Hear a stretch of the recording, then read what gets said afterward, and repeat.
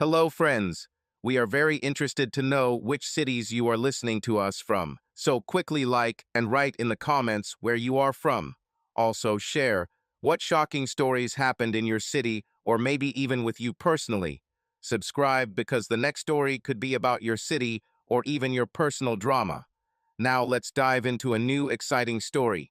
Ethan Reynolds turned the wheel of his old black Ford F-150 pickup as he pulled out of the parking lot of the Harrington and Sons Construction Company. It was Friday, and the sun was already setting on the horizon, painting the suburbs of Richmond, Virginia, in soft orange tones. The spring air rushed in through the slightly open window, carrying with it the smell of freshly cut grass and damp earth, the same smell that he had loved since childhood, when his father would make him mow the lawn in front of their small house in the village. He had just turned 42, but today he felt older, the fatigue of the last few weeks weighing on his shoulders like the concrete slabs he was designing for the new James River Bridge. The drive home took exactly 22 minutes if you didn't get caught in traffic on Route 64. Ethan knew this for sure. He had been timing himself since the days when he first got a job as an engineer 12 years ago. Then he was full of energy, making plans, dreaming about how one day he would head a department and maybe open his own company. Now he just wanted to get home, take off his dust-soaked shirt, and drink a cold beer while sitting in the backyard. But something told him that the evening would not be as calm as he had hoped. He glanced at the passenger seat, where his battered leather bag lay. Sticking out of his side pocket was the corner of a faded photograph he had carried with him since he returned from the army. It was of him and Sophia Adams, his wife, then just a girl with long blonde hair and a smile that took his breath away. They stood on a pier at Lake Tahoe, holding each other, their first vacation together since he proposed to her. This was 17 years ago. Now her hair was shorter, her smile less frequent, and her hugs more of a habit than an impulse. Ethan frowned and turned to the road. Why did he even remember this now? The house on the hill greeted him with the familiar squeak of gravel under the tires. It was a two-story cottage with white walls and dark green shutters, which he inherited from his parents and rebuilt with his own hands. Once upon a time his mother and father lived here, then he himself, and then Sophia moved here with their children Emily and Mason. Ethan parked next to a silver Honda CR-V Sophia, turned off the engine, and just sat there for a few seconds, looking at the house. The light in the kitchen was on, and the faint clink of dishes could be heard from the window. She's at home. The children probably did too. Their bicycles were lying on the porch, as always.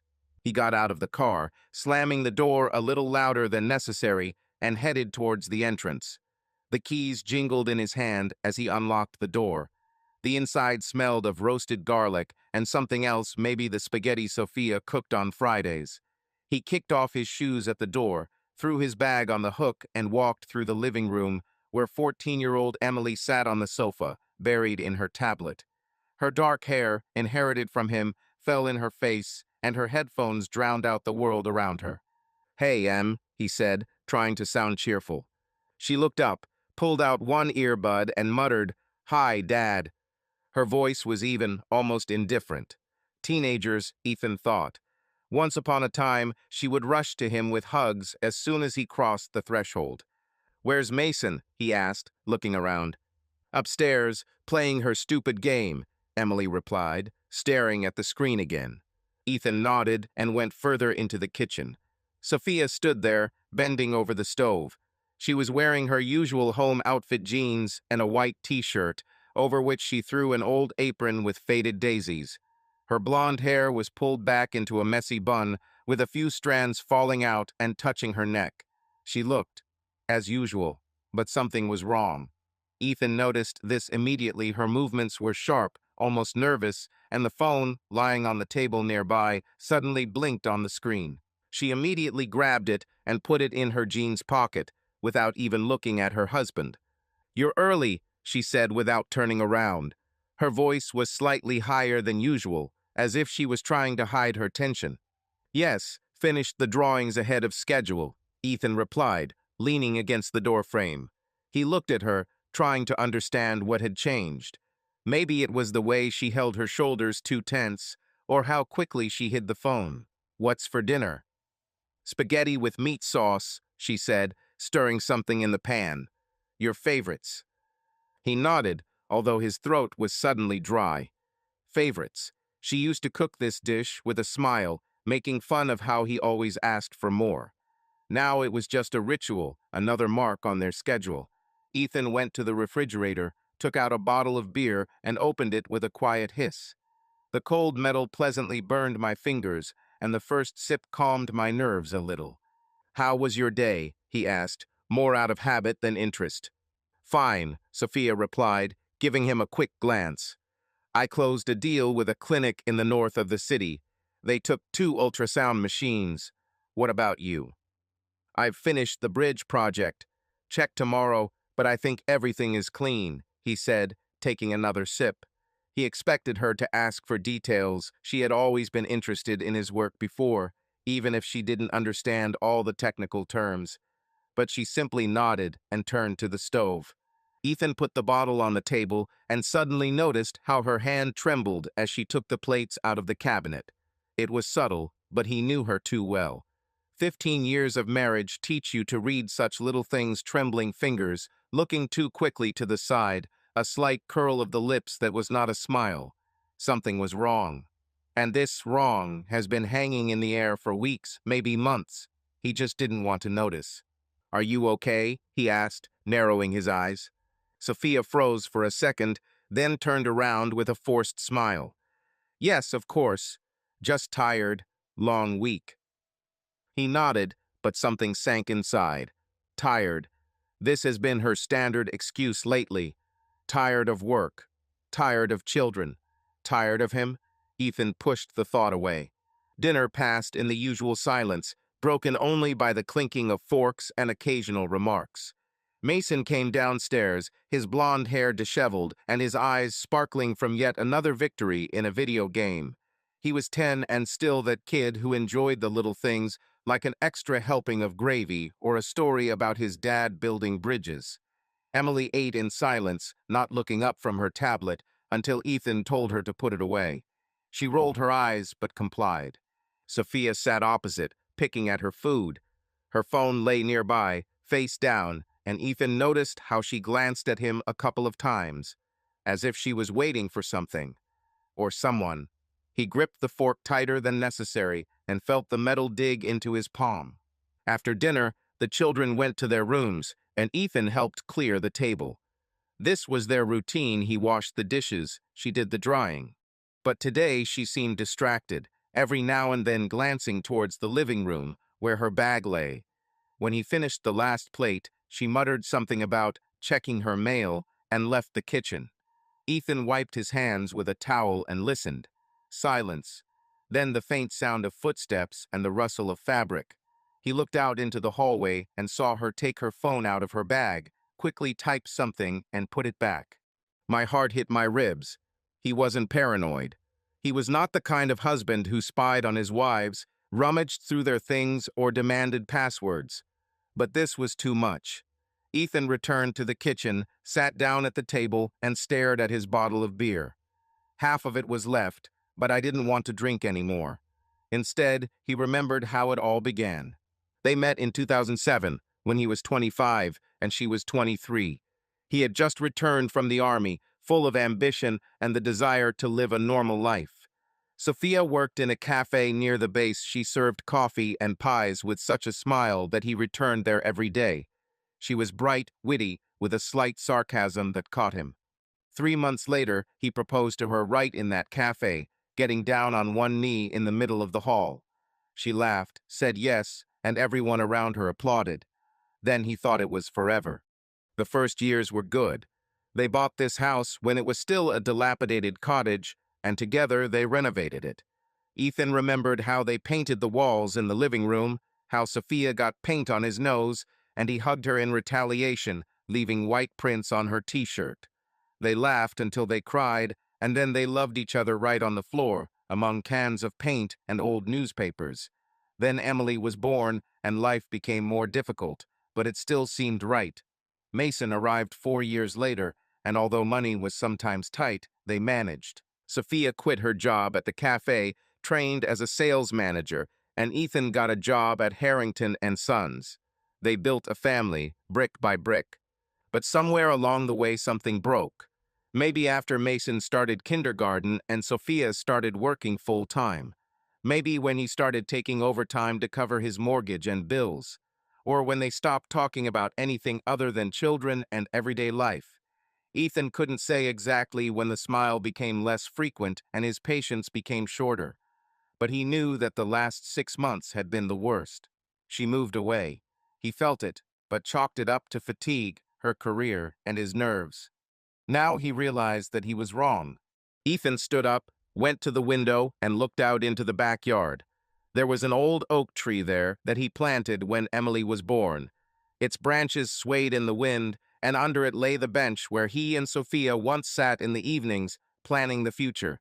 He would like to return there, to those conversations, to that closeness. But instead he saw only her back, her quick fingers on the phone screen, her evasive answers. The door to the living room creaked and Sophia returned to the kitchen. She looked at him, as if surprised that he was still here. "I'll go to bed early," she said, avoiding his gaze. "Meeting with a client in the morning." "Okay," he replied, although there was nothing good about it. She left, and he remained standing by the window, clutching an empty bottle. The morning in the house on the hill began as always with the hum of the coffee machine and weak light breaking through the curtains. Ethan woke up at 6:15 before his alarm and lay in bed, looking at the ceiling. The right side of the bed was empty. Sophia had already gotten up, or maybe she didn't lie down next to her at all. He didn't remember when she came upstairs last night because he had fallen asleep in the garage, sitting next to his motorcycle. He woke up from the cold somewhere after midnight, moved into the bedroom and collapsed on top of the blanket without even undressing.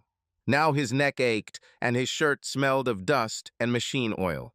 He turned his head towards her pillow. The mark of the head was barely visible, as if she had slept carefully so as not to leave marks. Ethan frowned. She once loved to crawl under the covers on his side, snuggle up to him, and fall asleep with her hand on his chest. He remembered how her hair tickled his chin, how she whispered something funny before going to bed. Now their bed was just a place where they slept each in their own half, separated by an invisible wall. The sound of footsteps came from below. Ethan sat down, rubbed his face with his hands, and stood up. His joints cracked. Years in the army and work in construction took their toll. He pulled on a clean t-shirt from his dresser drawer, walked down the stairs, and stood at the entrance to the kitchen. Sophia stood at the sink, pouring water into the coffee pot. Her movements were mechanical, like a robot on a factory line. She was wearing the same apron with daisies, and the phone lay on the tabletop nearby, screen down, like a sentry on duty. "Good morning," he said, trying to sound neutral. She shuddered, nearly dropping the coffee pot, and turned around. "Oh, you're already up. Good." Her voice was taut, like a string ready to snap. Ethan noticed dark circles under her eyes. Makeup did not hide them. She looked tired, but not as tired as after a day of work. It was a different type of fatigue, the kind that comes from secrets you've carried around for too long. "Did you sleep well?" he asked, going to the refrigerator. He pulled out a bottle of milk, more to keep his hands busy than out of hunger. "Yes, a little," she replied, turning to the coffee pot. "I was thinking about a meeting. I need to prepare a presentation." Ethan nodded, although her words sounded like memorized text. She was always good at sales. She knew how to convince anyone that her product was the best, even if it was a cheap coffee maker or an ultrasound machine for $100,000. Maybe she convinced him that way once that their marriage was worth believing in. He opened his mouth to ask about the presentation, but decided against it. Instead, he said, "I'll wake up the kids." "Okay," she said over her shoulder, without even looking at him. Ethan went upstairs and knocked on the door of Mason's room. "Rise up, champion. School is calling." From behind the door came a sleepy grumble, then the rustle of a blanket. "5 minutes, Dad." "3," Ethan grinned, but his smile quickly faded. He moved to Emily's room and knocked louder. Get up. Bus in half an hour." I'm not sleeping, she shouted, although her voice was hoarse from sleep. Ethan shook his head and went back down. The children were the only thing that still held this house together, and even they seemed to feel how everything was coming apart at the seams. When he returned to the kitchen, Sophia was already pouring coffee into her thermal mug. She glanced quickly at the phone and her fingers hovered over the button. The screen flickered, but she immediately turned it over again. Ethan felt the blood pounding in his temples. This was no longer just a suspicion, it was a signal, a red flag that he had ignored for too long. "Who's calling?" he asked, trying to keep his voice even. "What?" She looked at him, eyes wide. "Nobody. Just a reminder." Reminder at 6 in the morning, he squinted, taking a step closer. Sophia pursed her lips, then exhaled. "Yes, from a client. They want to clarify details before the meeting. You know how it is." "I know," he said, although he didn't know. His work was clear drawings, calculations, deadlines. No cryptic messages at 6 in the morning. He looked at her, trying to catch her eye, but she had already turned away, screwing the lid on the mug. "I need to shower," she said, grabbing her phone and heading towards the stairs. "Show the kids off, okay?" "As always," he replied, but she had already left. Ethan stood in the middle of the kitchen, listening to her footsteps fade upstairs. Then there was the sound of the bathroom door closing and the sound of running water. He looked at the empty table where her phone had just been lying and felt something click inside. Enough. He should know. Ethan waited until the sound of the water became steady and quietly climbed the stairs. The door to their bedroom was slightly open. He went inside, looking around. Her bag was lying on a chair next to the bed, the same one that she had been fiddling with in the living room yesterday. The phone was not in the bag. Ethan went to the chest of drawers where her cosmetic bag stood, but there was nothing there either. Then he heard a faint sound, a vibration muffled by the fabric. The sound came from under her pillow. He froze. His heart was beating so loudly that he could barely hear the running water from the bathroom. Ethan slowly reached out, pushed the pillow aside, and saw her iPhone screen up. The screen lit up with movement, a missed message. Sender name, Ryanum. The text was short. "See you at 8. Don't be late." Ethan stared at the screen, feeling the floor disappear from under his feet. Ryanum. He didn't know any Ryan. Colleague? Client? Anyone else? His fingers trembled as he swiped the screen to unlock the phone. Password. Of course she changed it. Previously, these were the numbers of their anniversaries: 0715, the day he proposed to her. He introduced them. Wrong. I tried Emily's birthday's 0310. Incorrect. Mason's birthday's 0914. Passed again. Ethan cursed to himself and put the phone back, but the screen blinked again. New message. Are you in the shower? Text me when you get out. He stepped back as if the phone might bite him. Shower. She's in the shower, and someone this Ryan knows about it. Knows that she is at home, that she is getting ready for the day. Knows more than himself. Ethan clenched his fists, trying to breathe evenly. His brain was working at full capacity. He remembered every late evening at work, every meeting with clients, every time she hit her phone. How long does it last? Months? Years? He heard the water stop in the bathroom and quickly left the bedroom, closing the door. Going downstairs, he went into the kitchen, poured himself some coffee, and sat down at the table, staring into his mug. Thoughts were spinning like gears in a broken mechanism. He didn't want to believe it. He didn't want to think that Sophia, his Sophia, could do this to him. But the facts were in front of him, and he could not deny them. The children came downstairs a few minutes later. Mason was rubbing his eyes. His dinosaur pajamas were wrinkled. Emily looked a little more lively, but still frowned as she pulled on her backpack. "Where is Mom?" Mason asked, sitting down at the table. "In the shower," Ethan answered, placing a bowl of cereal in front of him. "I'll take you today." "What about the bus?" Emily was surprised, looking at him over the phone. "We'll let him through. I want to take you," he said, although it was a lie. He just needed to get out of the house, clear his head before he did something he regretted. Sophia came down when they were finishing breakfast. She was in a business suit, a dark blue jacket and trousers. Her hair was done, her makeup was impeccable. Her phone was in her hand, and she quickly put it in her bag, noticing Ethan's gaze. "I'm off," she said, kissing the top of Mason's head and giving Emily a quick, "Good luck at school." She barely looked at Ethan. "See you in the evening." "Good luck with the presentation," he said, his voice sounding colder than he intended. She nodded and left, slamming the door. Ethan watched her through the window. Hero Honda pulled out of the driveway and disappeared around the bend. He turned to the children. "Get ready. It's time." The road to school was silent. Mason chatted about his game, but Ethan answered in monosyllables. Emily sat in the back with her headphones on. He dropped them off at the gate. Mason ran to his friends, and Emily said a short bye and left. Ethan stayed in the car, looking at the empty schoolyard. His hands were everything. They were still squeezing the steering wheel, although the engine had already stalled. He didn't go to work right away. Instead, he turned towards the river, parked near the bank, and got out. The water flowed slowly, reflecting the gray sky. Ethan took out the same photograph from his pocket.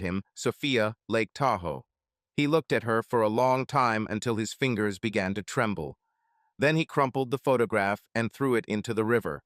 The paper floated, spinning in a whirlpool, until it was out of sight. He knew what he had to do. He'll ask her tonight, directly. No hints, no games. And if she lied, and he was sure she would, he would leave, because he could no longer live with this shadow. Ethan spent the day on autopilot. After he dropped Emily and Mason off at school and threw the photo into the river, he drove to the Harrington and Sons office.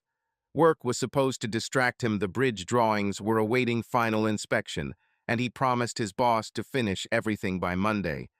But instead of focusing on the lines and numbers, he replayed the morning scene over and over in his head. Sophia's phone under the pillow, messages from Ryan M., her forced smile. His fingers gripped the pencil so tightly that it broke in half around lunchtime. Colleagues noticed his gloom, but no one asked. Ethan was not one to share personal things, and they were not one to pry into other people's affairs. By 5 o'clock, he gave up. The drawings were 3/4 complete, but his mind was too busy to complete them. He threw the folder on the table, grabbed his bag, and walked out, muttering something about family matters to his partner Tyler Bennett. Tyler, a lanky guy with perpetually messy bangs, just nodded and went back to his coffee. Ethan got into the pickup truck, started the engine, and drove home. The road was painfully familiar. Every turn, every traffic light, every billboard. But today everything seemed alien, as if he was driving through the scenery of someone else's life. When he arrived at the house on the hill, the sun was already setting, turning the sky crimson and gold. Honda Sophia was parked in the driveway, which meant she was home. Ethan parked nearby, turned off the engine, and just sat for a few seconds, looking at the white walls of the cottage. The light in the kitchen was on, just like last night, and he knew she was there, preparing dinner, pretending that everything was fine. His stomach clenched. He didn't want to come in.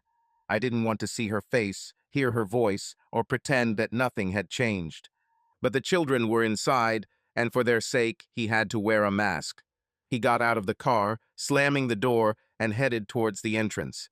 The keys jingled in his hand as he unlocked the door. The inside smelled of garlic and tomato sauce, the same smell as yesterday, only today it seemed sharper, almost suffocating. Ethan kicked off his shoes at the threshold, threw his bag on the hook, and walked into the living room. Emily sat on the sofa, buried in her tablet, just like yesterday. Her headphones hung around her neck, and some bright pictures flashed on the screen, probably another video about makeup or dancing, which she was fond of. "Hey, Em," he said, trying to sound normal. She looked up and nodded. "Hey, Dad. You're late." "Yes, I was late at work," he lied, although he left earlier than usual. "Where is Mason?" "Upstairs, as always," she replied, returning to her screen. Ethan nodded and went further into the kitchen. Sophia stood at the stove, stirring the sauce in the pan. She was wearing jeans and the same white t-shirt as yesterday, only the apron had been replaced with another one blue with embroidered clouds. Her blonde hair was down, and she tucked it behind her ear in a quick movement, not noticing him in the doorway. The phone lay on the table nearby, face down, like a sentry guarding her secrets. Ethan leaned against the frame, arms crossed, and simply watched. She looked ordinary, like a wife, like a mother, like a woman he knew for 15 years. But now he saw cracks in this picture in her too fast movements, in the way she avoided his gaze. "You're home," she said, finally noticing him. Her voice was smooth, but there was a hint of tension in it. "Yes," he answered without moving. "It took a long time to drive. There was a traffic jam." She nodded, stirring the sauce. "Dinner is almost ready. Spaghetti, like yesterday. There's a lot left, so I decided not to throw it away." "Okay," he said, although he had no appetite. He went to the refrigerator, took out a bottle of beer, and opened it. The cold metal burned my fingers, and the hiss of the cork was the only sound in the silence of the kitchen. Sophia glanced at him briefly, but said nothing. She was always silent when he grabbed a beer after work. Previously, she could joke, "Are you drowning in stress again, soldier?" And he laughed. Now it was just part of their routine. Ethan took a sip and sat down at the table, watching her. Her movements were refined, almost mechanical. She cut the bread, laid out the plates, took out napkins. Everything looked so natural, so right, but he knew it was a mask. He saw the real her in the morning, the one who hid the phone, the one who received messages from Ryan M. And this thought burned him from the inside like a hot coal. "How's your day?" he asked, more out of habit than out of desire to know. "Fine," she answered without turning around. "The meeting went well. The clinic signed a contract. What about you?" "Drawings," he said briefly. "Passed for inspection." She nodded, and silence fell between them again. Ethan looked at her back, at the way she was slightly hunched over the stove. He remembered how once, about 10 years ago, she had burned her hand while cooking dinner, and he had blown on her fingers while she had laughed and called him her personal doctor. Then he felt needed. Now he felt like a stranger. "Call the kids," she said, turning off the stove. "It's time to eat." Ethan stood up, walked into the living room, and shouted upstairs, "Mason, come down. Dinner," Emily sighed, putting the tablet away, and a minute later Mason's footsteps stomped down the stairs. His blonde hair was disheveled, and his Avengers t-shirt was wrinkled. "Spaghetti again?" he asked, sitting down at the table. "Don't grumble," Sophia said, placing the plate in front of him. "Eat what they give you." Mason shrugged and began to twist the pasta on his fork.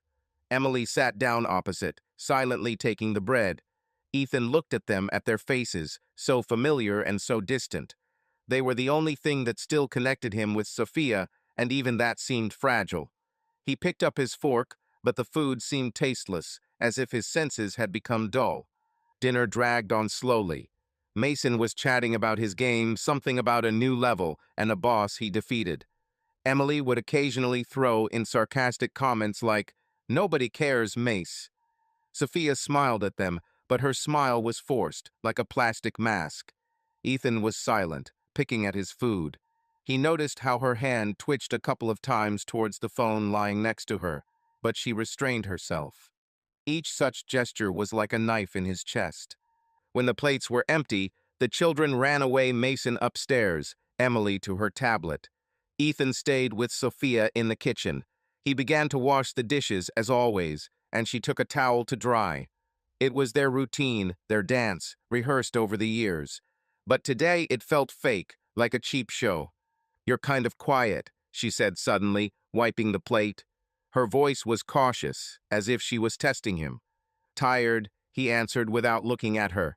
Water flowed down his hands, washing away the remaining sauce. "Job?" she asked, putting the plate in the cabinet. "Yes," he lied.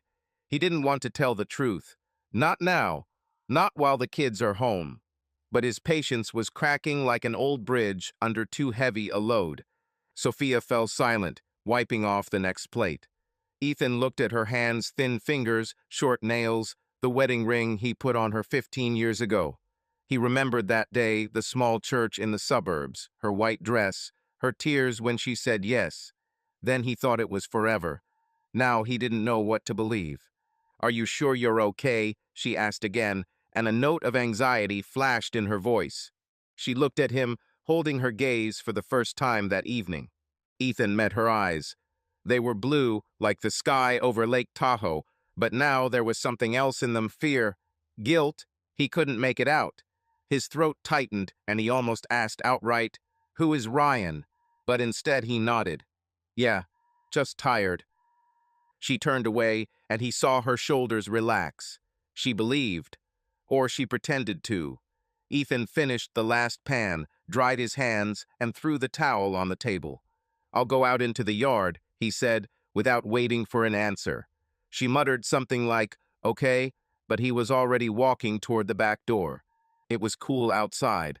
The wind stirred the leaves of the old oak tree, and Ethan sat on the bench under it, looking at the dark sky. It was quiet here, only the faint noise of cars coming from the highway in the distance. He took a pack of cigarettes from his pocket, an old habit that he had almost given up, but which sometimes returned. He lit one, took a drag, and exhaled the smoke, watching it dissolve into the air. He had to talk to her. Today, after the children fall asleep. He couldn't live with this anymore, with her lies, with her secrets, with this mask they both wore. But how to start? How to tell his wife, the mother of his children, that he knows? Ethan closed his eyes, feeling the cigarette tremble in his fingers. He wasn't afraid of her answer. He was afraid of what would happen next. Ethan sat on a bench under an oak tree, finishing his cigarette. The smoke rose upward, dissolving into the dark sky, where the first stars had already appeared. The wind was picking up, chilling his skin through his thin t-shirt, but he didn't notice it. His thoughts were too loud, too heavy to pay attention to anything else. In the house behind him, the kitchen light went out. Sophia had finished cleaning and had probably gone upstairs. The children were already in their rooms, and silence enveloped the cottage like a dense fog. This was his chance. It's now or never. He put out his cigarette on the edge of the bench, threw it into the grass, and stood up. My knees cracked. Old injuries from the army reminded me of themselves at such moments. Ethan took a deep breath, feeling the cold air burn his lungs, and headed for the back door. His steps were heavy, as if he was dragging an invisible weight behind him. He knew this conversation would change everything. Maybe it will destroy it. But he could not remain silent any longer. The house was silent, except for the faint hum of the television coming from the living room. Ethan walked through the kitchen, where the smell of garlic and tomato sauce still lingered, and went up the stairs. The door to the bedroom was slightly open, and he heard a rustle. Sophia was changing clothes, taking off her business suit. He knocked, although it was more of a formality, and pushed the door open. She stood by the closet in an old t-shirt and shorts, folding her jacket. Her blonde hair fell to her shoulders, and in the soft light of the lamp, she looked almost like that girl from Lake Tahoe, young, carefree. But it was an illusion. Ethan knew that the real Sophia, the one who hides the phone and lies to his face, is somewhere under this shell. "We need to talk," he said, closing the door behind him. His voice was low, hard, like a concrete slab. Sophia froze, then slowly turned around. Her blue eyes met his, and something flashed in them: fear, astonishment. She quickly looked down, fiddling with the hem of her t-shirt. "About what? You look weird." "Strange," he repeated, and there was bitter mockery in his voice. "Maybe because I'm tired of pretending that everything is fine." She frowned, taking a step back towards the closet. "What do you mean? If it's about work, I told you." "This isn't about work," he interrupted, taking a step closer. "This is about you, about us, about what you are hiding." Sophia turned pale. Her hand twitched as if she wanted to grab something, but stopped. "I don't know what you're talking about." "Don't you understand?" Ethan clenched his fists, feeling his nails digging into his palms. "Then explain to me who Ryan is, and why does he text you at 6 in the morning?" The silence collapsed like glass broken by a stone. Sophia opened her mouth, but didn't make a sound. Her eyes widened, and he saw her chest rise and fall rapidly. She was caught, and she knew it. Where are you from? She began, but her voice broke. She swallowed, trying to pull herself together. Did you go through my phone? It was vibrating under your pillow, Ethan said, not looking away. I saw a name and a message. See you at 8? Don't be late. Are you in the shower? Is that a client or someone else? Sophia turned away, pressing her hand to her forehead. Her shoulders shook, and for a second he thought she was going to cry. But when she looked at him again, her eyes were dry and her face tense.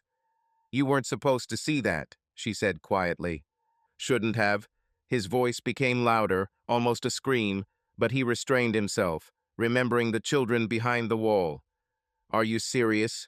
You hide messages from me, lie to my face, and I shouldn't have seen it. Quiet, she hissed, glancing at the door. The children will hear. Children, he repeated, and the word sounded like an accusation. Do you think about them when you text your Ryan, or when you're late at work? Sophia pursed her lips, her face turning red. It's not what you think, she said, but her voice was shaking. Ryan is a colleague. We are working on a project.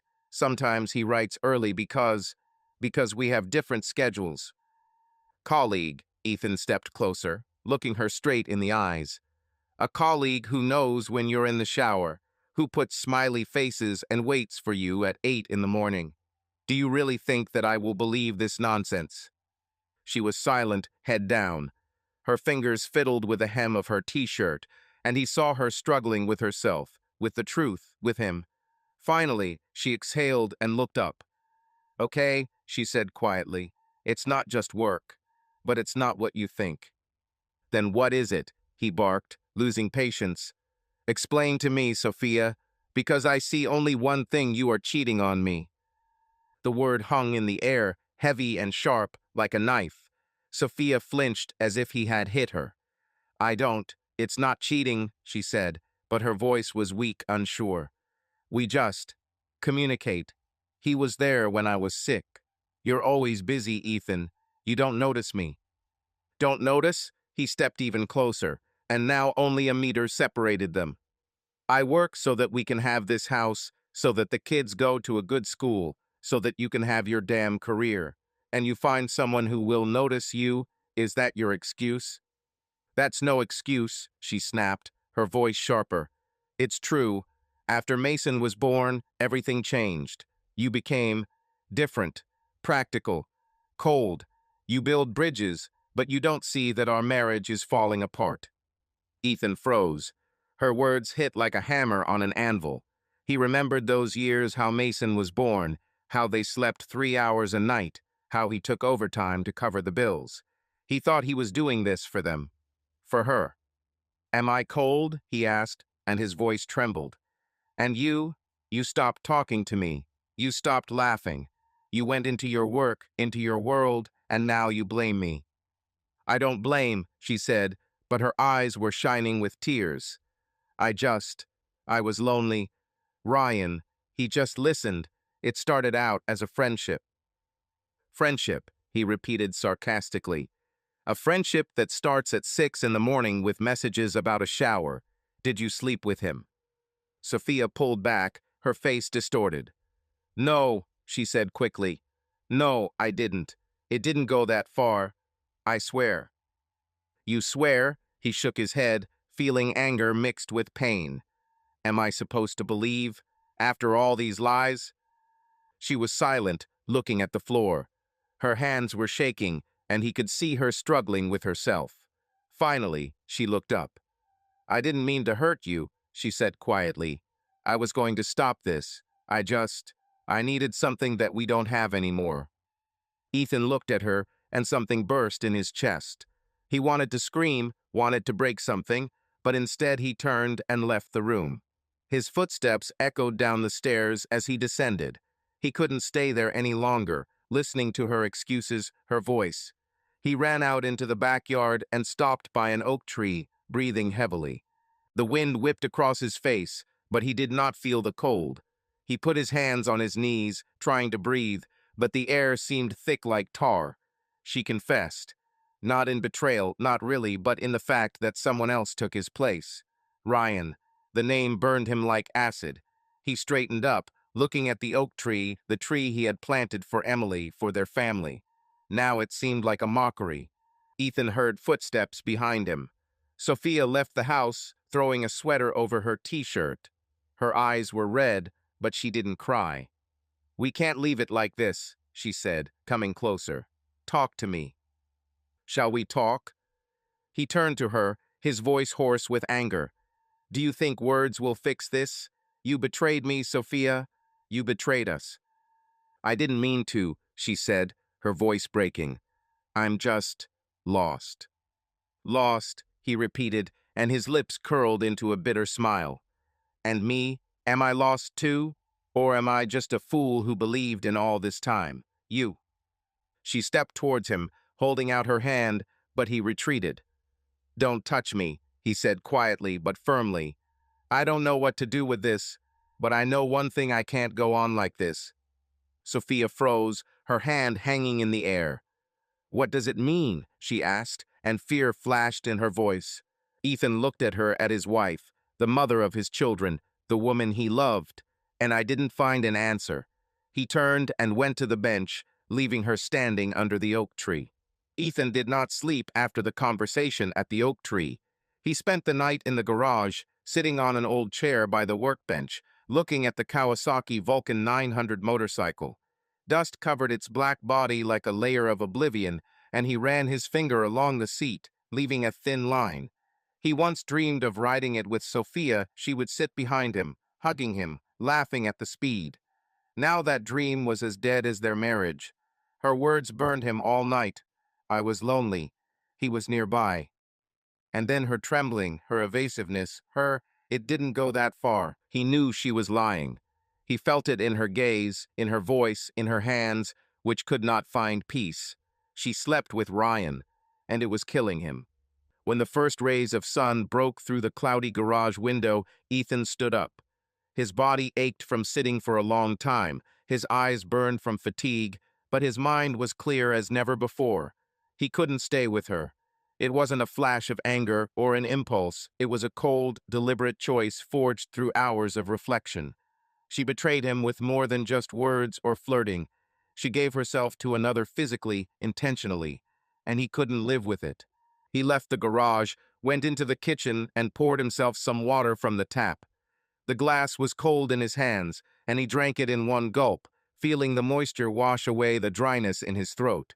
Sophia came down a few minutes later, dressed for work. Dark skirt, white blouse, hair in a neat bun. She looked collected, but her eyes were red, and there were dark shadows underneath them that makeup did not hide. She stood in the doorway, looking at him, and her hand trembled as she placed the thermal mug on the table. "Good morning," she said quietly, her voice hoarse, as if after a sleepless night. Ethan didn't answer. He put the glass on the table and looked at her. Her phone lay next to her, face down, as always. She reached out to take it, but froze under his gaze and retreated. "Are you not talking to me?" she asked, her tone cautious, almost pleading. "You lied to me," he said, his voice level but seething inside. "Yesterday, you said that you didn't sleep with him, but that's not true, right?" Sophia turned pale. Her eyes widened and she opened her mouth, but didn't make a sound. Her hand gripped the edge of the table, her fingers turning white from tension. "Ethan, she began, but her voice broke. "Don't lie to me again," he interrupted, his voice sharper. "I've known you for 15 years. I can tell when you're lying. You slept with Ryan. Say it." She swallowed, her chest rising and falling rapidly. Tears flashed in her eyes, but she did not cry. Finally, she lowered her head and whispered, "Yes." One word, short, like a knife blow. Ethan felt his heart clench and then shatter into pieces. He expected it, he suspected it, but to hear it was different. It was like a blow to the chest, like falling into the void. He clenched his fists, his nails digging into his palms, and he forced himself to breathe. "When?" he asked, his voice hoarse, almost foreign. Sophia looked up, her face wet with tears. "A few weeks ago," she said quietly, "in his apartment. After work, it was one time." "Once," he repeated, his lips curling into a bitter smile. "You just went to him and slept with him, consciously?" "I... Yes," she said, her voice shaking. "I don't know why. I was angry, lonely. He... he made me feel needed. It was a mistake." "Error," he barked, losing control. "You deliberately went to bed with him, and now you call it a mistake? Do you even understand what you did?" "I'm sorry," she whispered, looking at him through her tears. "I didn't want to hurt you. I regretted it right away. I love you, Ethan." "Do you love me?" He stepped towards her. His voice became cold as steel.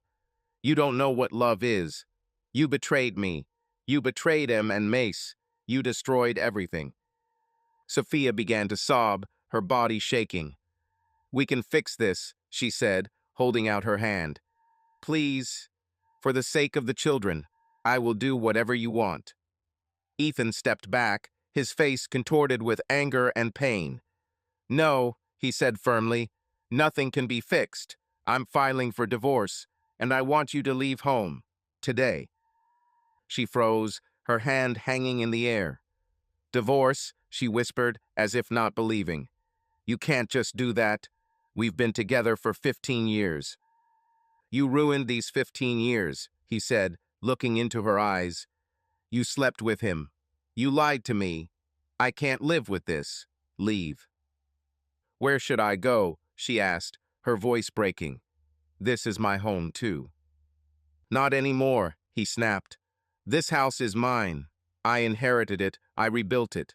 We have a marriage contract, and it will protect me. Pack your things and leave." Sophia looked at him, her tears flowing silently. "Won't you give me a chance?" she asked. Her voice was weak, almost dead.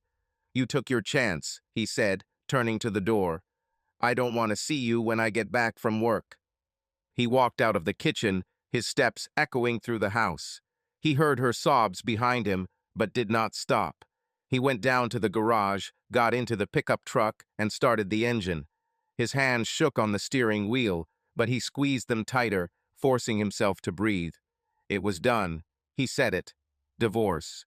The word was like a hammer blow, but it brought liberation, bitter, difficult, but real.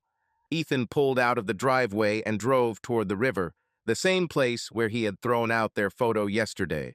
He parked near the shore, got out, and stood by the water. The sun was rising, painting the river in golden tones. He remembered the prenuptial agreement signed before the wedding.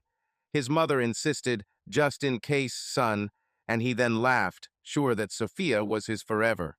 Now he mentally thanked her for this. He took out his phone and dialed Nathan Parker, his friend and lawyer. He answered after the second ring, cheerful as always. "Hey, soldier, what's wrong?" "I need a divorce," Ethan said without preamble. "Can you help?" Nathan whistled.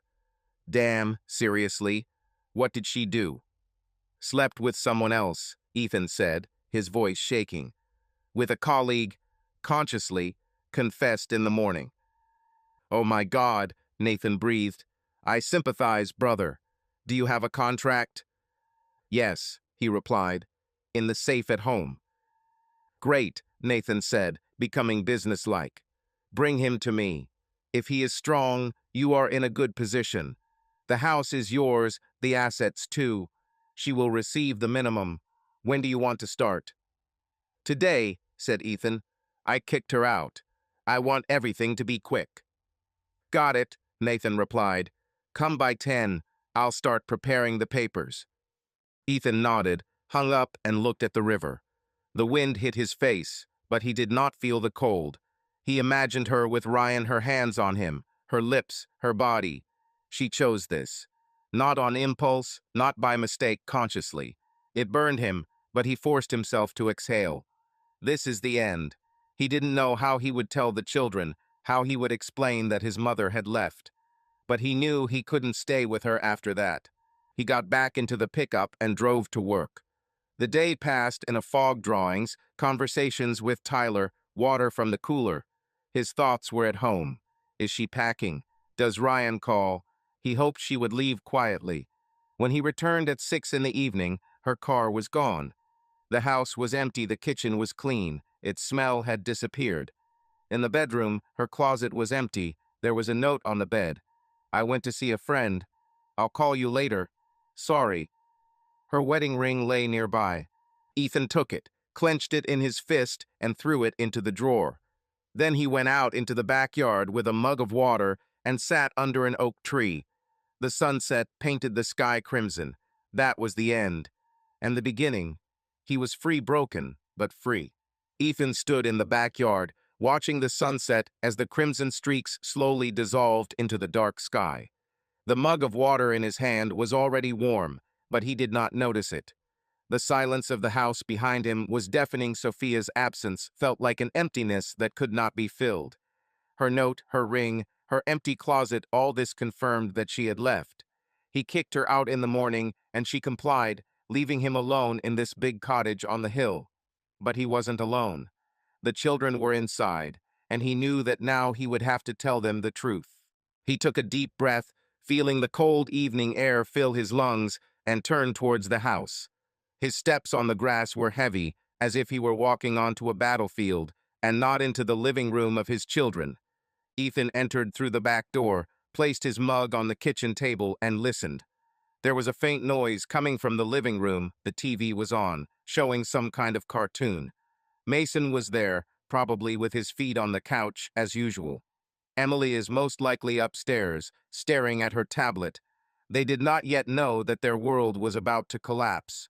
Ethan went into the living room. Mason was sitting on the sofa, his blonde hair disheveled, and his eyes sparkling with laughter at some joke on the screen. He was 10 and still a child, carefree, trusting, believing that his parents were always there. Ethan stood in the doorway, looking at his son, and felt his throat tighten. How to tell him? How to explain that Mom will never return home? Mace, he called, trying to keep his voice level. Turn off the TV. We need to talk. Mason turned, his smile fading when he saw his father's face. What happened, Dad? He asked, pressing the remote control. The screen went dark and silence filled the room. Call him, Ethan said, sitting down in the chair opposite the sofa. This is important. Mason nodded, stood up, and ran towards the stairs. Come down. Dad's calling, he shouted, his voice echoing in the house. A minute later, footsteps were heard on the stairs. Emily came down, her dark hair pulled back into a messy ponytail, and she was holding a tablet in her hands. She was 14 and no longer the little girl who drew him Father's Day cards. Now she was a teenager, withdrawn, sarcastic, with a look that saw more than she said. She looked at Ethan, narrowing her eyes. What again? She asked, sitting down on the sofa next to Mason. Ethan folded his hands in his lap, looking at them. His children, his world. He built this house for them, worked overtime to make sure they had everything: school, bicycles, a future. And now he had to destroy their illusion of family. He coughed, clearing his throat, and began. Guys, he said quietly, I need to tell you something. It's not easy, but you have to know. Mom won't be living with us anymore. Silence. Mason blinked, his face scrunched up in confusion. What do you mean will not live? He asked, his voice high and childish. Did she go on a business trip? Ethan shook his head. No, Mace, she left. Her and I. We won't be together anymore. I asked her to leave today. Emily straightened up, her tablet falling onto the sofa. Did you kick her out? She asked, her voice harsh, almost accusing. Why? Ethan met her gaze. Her eyes, as dark as his, burned with a mixture of anger and fear. He knew she wouldn't take it easily. She was too smart, too observant. Because she did something I can't forgive, he said, trying to keep his voice calm. She was with another man, not just as a friend. Mason frowned, his eyebrows knitted together. With someone else? How's that? He asked, and his innocence cut Ethan like a knife. Emily turned to her brother, her face turning red. Are you stupid? She cheated on Dad. With another man. Got it. Mason blinked, his eyes widening.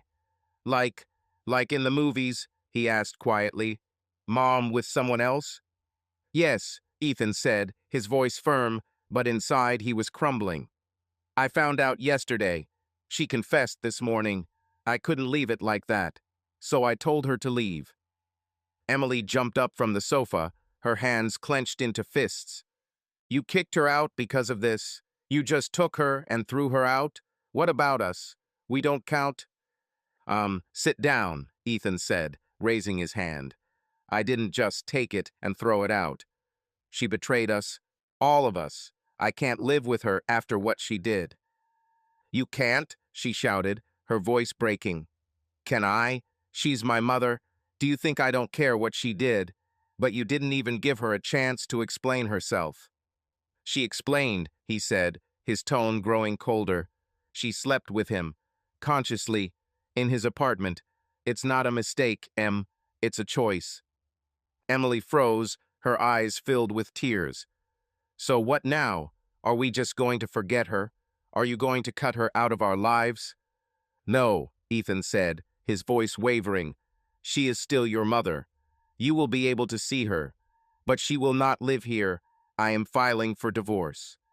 Mason began to cry. Quietly, almost silently, but tears flowed down his cheeks, and he wiped them with his sleeve. Why did she do this? He asked, looking at his father. She doesn't love us? Ethan felt his heart break. He stood up, walked over to his son, and sat down next to him, putting his arm around his shoulders. She loves you, he said, although the words burned in his throat. This is not about you. This is about her and me. Sometimes adults do stupid things that ruin everything, but you are important to her, and to me. Mason clung to him, his tears soaking Ethan's t-shirt. I don't want her to go, he whispered. I want everything to be as before. I know, Mace, Ethan said, patting his head. I wanted it too, but it won't work out that way. Emily stood by the sofa, her hands shaking. You're selfish, she said, her voice filled with anger. You think only about yourself. What about us? Where is she now? Where did she go? To a friend, Ethan answered, looking at his daughter. She left a note. She said she'd call. You can talk to her when she's ready.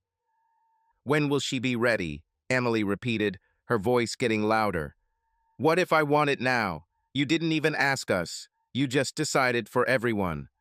That's enough, Ethan said, his patience cracking. I didn't want this. She made a choice, and I had to do something. I can't live with her after she slept with someone else. You'll understand that when you get older. I don't want to understand, she screamed, her tears finally breaking through. I hate you for this. She turned and ran upstairs, slamming the door to her room so hard the house shook. Ethan sat with Mason, feeling his son tremble in his arms. He looked at the empty sofa where Emily had just been and felt crushed. He expected this anger, tears, accusations, but it was harder to survive than he thought. His children were suffering, and he could not protect them. Not from this. Dad, Mason whispered, raising his tear-stained face. Are we going to stay here? Yes, Ethan said, squeezing his shoulder. You will stay with me. This house is ours. I will take care of you. And Mom, he asked, his voice weak. She'll be around somewhere, Ethan replied. You will be able to see her, but she will live separately. Mason nodded, wiped his nose on his sleeve, and snuggled up to his father. Ethan held him until the tears subsided, and then helped him up. Go wash yourself, he said softly, and go to bed. Tomorrow it will be easier. Mason went upstairs. His steps were slow, like an old man's. Ethan remained in the living room, looking at the turned-off TV. He heard the water running in the upstairs bathroom and the door to Mason's room slamming. And then silence. Only the faint sound of music from Emily's room, muffled by the walls. She was angry, and he couldn't blame her. She loved her mother. They both loved each other, but he couldn't forgive. Ethan stood up, walked into the kitchen, and opened the safe in the pantry. There lay the marriage contract, a yellowed document signed 15 years ago.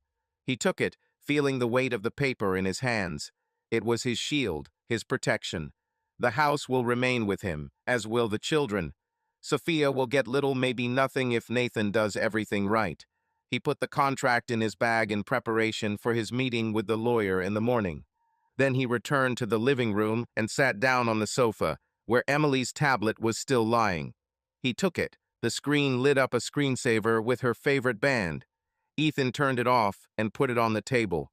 His gaze fell on the photo on the shelf him, Sophia, Emily, and Mason at Lake Tahoe 5 years ago. They smiled, hugging each other. He stood up, took the frame, and put it in a drawer. It was unbearable to look at her. He went up to the bedroom, lay down on the bed, and closed his eyes. Sleep did not come. Ethan sat in the living room, looking at the turned-off TV. The lights in the house were turned off, except for the dim lamp on the table, which cast long shadows on the walls. It was already past midnight, but he could not bring himself to go up to the bedroom. The bed felt strange without Sophia, although her leaving was his decision. He told her to leave in the morning, and she left, leaving a note and a ring. The children knew the truth. Emily hated him for it, Mason cried, asking if Mom would come back. Their pain pressed down on him like a concrete slab, but he could not retreat, not after she slept with Ryan, consciously, in his apartment. He stood up, feeling his joints crack from sitting for too long, and walked into the kitchen. A glass of water was his only companion today. He drank it slowly, looking at the empty table. The phone was nearby, but Sophia didn't call. Maybe she was with a friend, as she wrote. Maybe with Ryan. This thought burned him like hot metal, and he squeezed the glass harder than necessary. The glass creaked in his hand, but did not break. He put it on the table and headed into the garage. The door creaked as he entered, and the smell of dust and oil filled his nose. Here stood his Kawasaki Vulcan 900 motorcycle, black, covered with a layer of dust, like a forgotten relic from another life. Ethan walked up to him and ran his finger along the seat, leaving a long stripe. He bought it after the army in 2008, with his first savings. Then he was full of hope. He had just met Sophia, dreamed of the future. He imagined how they would ride together, how she would hug him from behind, laughing at the speed. Now that dream was as dead as their marriage. He sat on an old chair by the workbench, looking at the motorcycle. His hands lay on his knees, but his fingers trembled not from the cold, but from the tension that he had carried within himself all day. He remembered renovating it during his early years with Sophia. She went into the garage, brought him water, and joked that he loved iron more than her. Then he laughed, waved it off, and said that she was his main passion. Now he realized how long ago this had not been true. Ethan leaned forward, rested his elbows on his knees, and covered his face with his hands. He did not cry, no tears came, although the pain was deep, like a wound. Instead, he saw her Sophia with Ryan. Her confession in the morning flashed through his head like scenes from a movie. Yes, a few weeks ago, in his apartment, after work. She didn't blame the wine, didn't say it was an accident. She chose this, consciously, and this clarity made everything worse. She didn't just stumble, she turned away from him, from their family, from everything they had been building for 15 years. He remembered their early years. They met in a cafe where she worked as a waitress. Her blonde hair fell in her face as she set the coffee in front of him, and her smile was like the sun after a long night in Iraq. He returned there every day until he decided to ask her out. 3 months later, he proposed to her. He got down on his knee right in that cafe, among the tables and the smell of pies. She laughed, said yes, and he thought it was forever. They bought this house, his parents' old cottage, which he rebuilt with his own hands. They painted the walls, argued about the color, and laughed when the paint got on her nose. Then he felt alive. Ethan straightened up, looking at the workbench. There were old tools lying there, wrenches, screwdrivers, a hammer. He took the hammer and squeezed it in his hand, feeling the coldness of the metal. He could have broken something, a motorcycle, a wall, himself. But instead he put it back, his hand shaking. He didn't want to be destroyed. He wanted to protect. Myself, children, this house. He remembered how Emily was born. Sophia screamed in the hospital, squeezing his hand until her nails left marks on his skin. When he first took his daughter small, with dark hair like his, he felt that everything made sense. Then there was Mason calm, fair-haired, like his mother. They were family. They coped with sleepless nights, with debt, with his overtime and her career. But somewhere along the way everything broke. She went into her work, he into his. They stopped talking, laughing, and being together. And now she lay with Ryan in his apartment while he built bridges and believed that their marriage could still be saved. Ethan stood up, walked over to the motorcycle, and ran his hand along the handlebars. He hasn't driven it for 3 years. The last time I was with Mason, they were driving around the block, and my son was squealing with delight. Sophia then looked from the porch, smiled, and waved. He thought she was happy. Now he realized that it was a mask. She was already moving away, already looking for something else. But he didn't see, or didn't want to see. He returned to the chair, sat down, and closed his eyes. The silence of the garage was heavy, but there was something soothing about it. Her voice, her tears, her lies were not here, just him and his thoughts. He remembered how he kicked her out in the morning. Her tears, her "I'm sorry," her pleas for a chance. He said no. He couldn't forgive. Not after she knowingly slept with someone else. This was not just a betrayal, it was the end. And he knew he did the right thing, even if the kids hated him for it. Ethan opened his eyes, looking at the motorcycle. He could fix it. Remove dust, change oil, start the engine. It would be something of his, not hers, not theirs.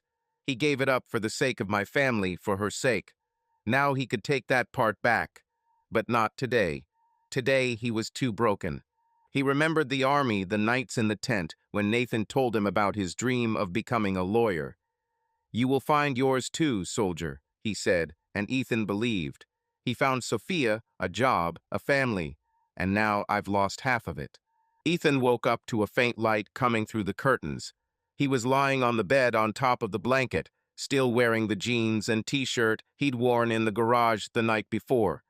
The clock on the nightstand said 6:45. He hadn't slept until dawn, but had apparently dozed off for an hour or two.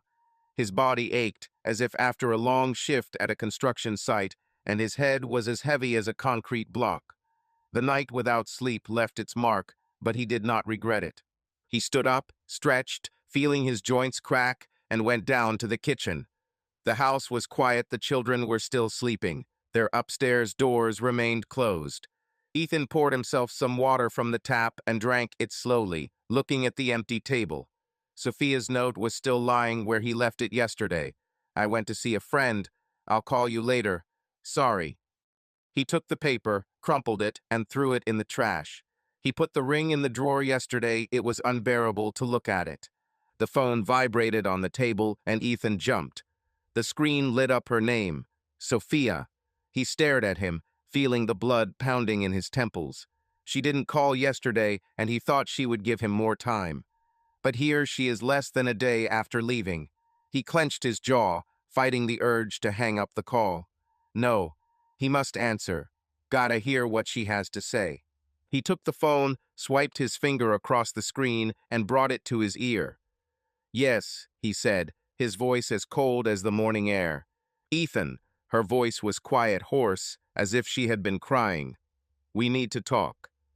"We talked," he replied, sitting down at the table. "You said everything you need to say. Me too." "No," she said, her tone sharper. "You didn't give me a chance. You kicked me out without listening. I want to explain myself." "Explain yourself?" He grinned, but there was no fun in it. "You slept with Ryan, in his apartment, consciously. What is there to explain?" She fell silent, and he heard her breathing fast, uneven. "Yes," she said finally, "I did it, and I'm sorry, but you don't understand why." "Then enlighten me," he said, his voice growing louder. "Why did my wife, the mother of my children, go to bed with someone else? Because I really wonder how you will justify this." "I don't make excuses," she said, and there was anger in her voice. "I'm trying to explain. Do you think it was easy? Do you think I just woke up one day and decided to destroy our family? You did, he interrupted. You chose him. You went to him. It was not an impulse, not a mistake. You said it yourself. Yes, she snapped. I went to him. Because I was tired of feeling invisible. You were always at work, Ethan. You build bridges, drawings, projects, but where am I? Where are we? You stopped seeing me. Ethan squeezed the phone until his fingers turned white. Don't blame me, he said, his voice low and menacing. I worked so that we could have this house, so that the children would go to school, so that you could build your career. And you? Did you find yourself a lover because you were bored? It's not about boredom, she said, her voice breaking. It's about loneliness. Ryan, he was kind to me. He listened. He noticed when I was feeling bad. And you came home, said nothing, went into the garage. Do you think I didn't try to talk to you? Do you think I didn't want us back? You could have told, he snapped. You could have come to me instead of going to bed with him. You chose the easiest path. Easy? Her voice became louder, almost a scream. You think it was easy, living with guilt, knowing that I ruined everything? I hated myself for it, Ethan, but I didn't know how else. You could just simply not have sex with someone else, he said, and his words were as sharp as a knife. That would be a good start. She fell silent, and he heard her son. You're cruel, she said finally, her voice weak. You weren't like this before. And you were not a woman of easy virtue, he answered, and his voice trembled. He immediately regretted it, not because it was untrue, but because it hurt him. He closed his eyes, pinching the bridge of his nose with his fingers. I'm not a woman of easy virtue, she said, her voice shaking with tears. I am your wife. I made a mistake, once, and I want to correct it. You are not my wife, he said quietly. You were her. Now you are just a woman who betrayed me, and I can't fix it. No one can. Ethan, please, she said, her voice becoming pleading. Children, what's wrong with them? Did you tell them? Yes, he replied. Yesterday. They know what you did. Em hates me because I kicked you out. Mace cried, asking if you loved him. Are you happy? She began to sob, and the sound was so loud that he pulled the phone away from his ear. I didn't want this, she said through tears. I love them. I love you. I want to come back. You're not coming back, he said, his voice as cold as steel. I'm filing for divorce. I've already talked to the lawyer. The contract is in force. The house is mine. The children are with me. You left, and this is the end. Divorce? Her voice became higher, panicky.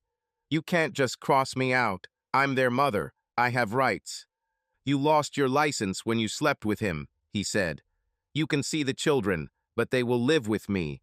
This is not discussed. I will fight, she said, her voice becoming firmer. You think I'll just give up? This is my house too.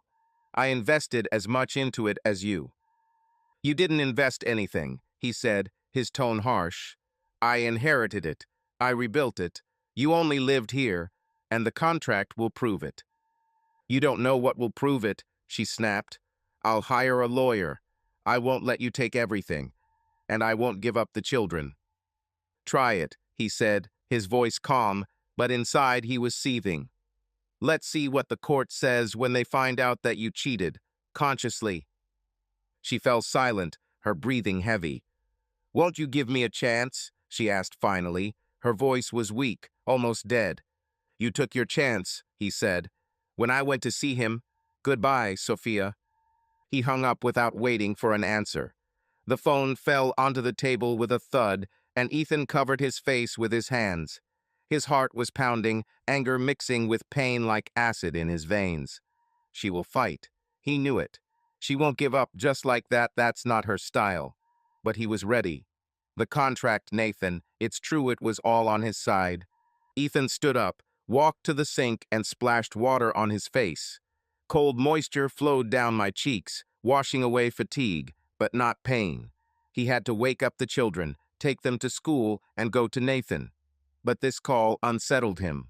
She blamed him. She wanted to go back. She threatened to sue. And all this after she betrayed him. He heard footsteps on the stairs. Mason came down. His eyes were red, but he didn't cry. "Dad," he said quietly, "did Mom call?" "Yes," Ethan replied, wiping his face with a towel. "Just now. She wants to talk to you. Later." "Will she come back?" Mason asked, his voice weak. "No," Ethan said, looking at his son. "But she will see you. I promise." Mason nodded, sat down at the table, and picked up a bowl of cereal. Ethan looked at him, feeling guilt tightening his chest. Ethan stood at the school gates, watching Emily and Mason disappear into the crowd of students. The morning was cold, the sky was overcast with gray clouds, and the wind blew fallen leaves along the asphalt. He drove the kids to school after Sophia called, her voice still ringing in his ears, her threats of legal action and accusations that he didn't see her. Mason was quiet, picking at his cereal and asking about his mother. Emily didn't say a word. Her anger was like a wall between them. Ethan gripped the pickup truck's steering wheel, feeling the fatigue pressing on his shoulders, but he couldn't stop. Today, he was supposed to meet with Nathan. He got into the car, started the engine, and drove into downtown Richmond. The road was familiar. He had passed these streets hundreds of times, but today everything seemed foreign. Thoughts about Sophia swirled in my head like a swarm of wasps. Her words, "I won't let you take everything," burned him like acid. He won't let her win. Not after this. Nathan's office was in an old brick building on Main Street, with a Parker and Associates sign above the entrance. Ethan parked, took the bag with the marriage contract, and went inside. The secretary, the same girl with bright nails, smiled at him. "Mr. Reynolds, they're waiting for you," she said, nodding toward the door at the end of the corridor. Ethan walked inside, pushing open the heavy wooden door. Nathan was sitting at a table littered with folders and papers. His dark hair was disheveled, and his shirt was slightly wrinkled. He looked the same as he did in the army, a little scruffy, but sharp as a blade. He looked up when he saw Ethan and stood up, holding out his hand. "Hey, soldier," he said with a slight smile. "You look like you haven't slept in a week." "Night," Ethan replied, shaking his hand and sitting down opposite him. "I didn't sleep at night." Nathan nodded, sitting back down. "Children?" he asked, his tone becoming more serious. "Yes," Ethan said, placing his bag on the table. "And she, called in the morning, threatened with legal action." Nathan whistled, leaning back in his chair. "She's fast," he said. "What did you say?" "Which won't give up," Ethan replied, taking out the contract and placing it in front of Nathan. "She wants a house, children. She says that she has invested as much in it as I have, that I will not give her a chance." "A chance," Nathan chuckled, taking the contract and opening it. "She slept with someone else. Consciously, as you said. What chance does she have after this?" "I don't know," Ethan said, clenching his fists. "She blames me. She says I didn't notice her, that she was lonely. Ryan was kind and listened. Nonsense." Nathan flipped through the contract, his eyes quickly scanning the lines. "Her guilt does not change the facts," he said. "This document is your armor. The house is yours, inherited from your parents. You rebuilt it before marriage, right?" "Yes," Ethan nodded. "We moved in after the wedding, but the foundation is mine." "Great," Nathan said, making a note on his pad. "She may claim that she invested emotional labor or money, but the court rarely considers this if the property is yours to begin with. Assets?" "Separate," said Ethan. "I have a bill from work, a pension. She has her salary. We didn't mix." "Clever," Nathan nodded. "The contract confirms this. She will receive the minimum, maybe child support, if the court decides. But custody is another matter.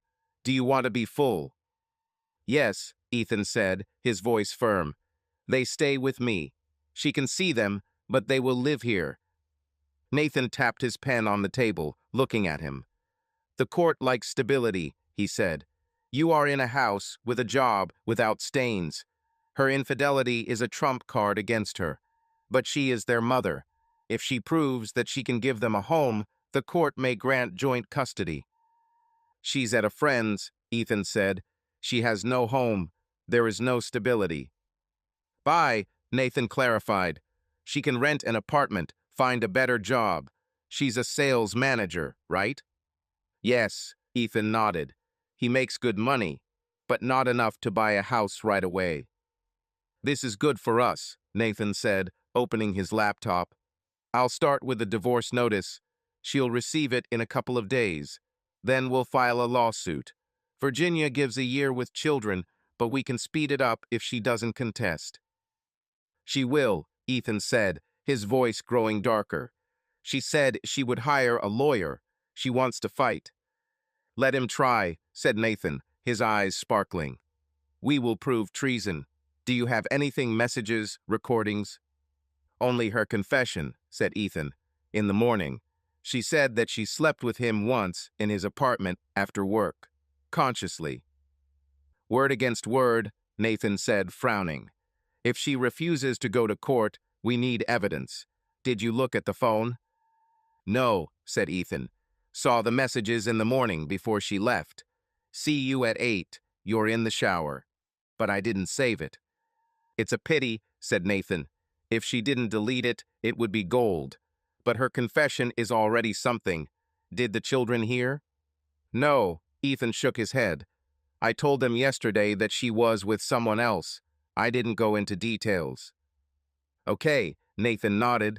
Don't drag them in until the court asks. They're already in shock. Ethan clenched his fists, remembering their faces. Em hates me, he said quietly. Mace asked if she loved him. I don't know how to protect them. Nathan put down his pen, looking at him. You can't, he said softly. They will get hurt. It's inevitable. But you give them stability, a home, she ruined it, not you. She blames me, Ethan said, his voice shaking. She said I stopped seeing her, that I was to blame for her loneliness. Nonsense, Nathan snapped. She slept with him. It's her choice, not your fault. Don't let her fool you. Ethan nodded, but Sophia's words still stung. He saw her every day, every evening, but maybe not like before.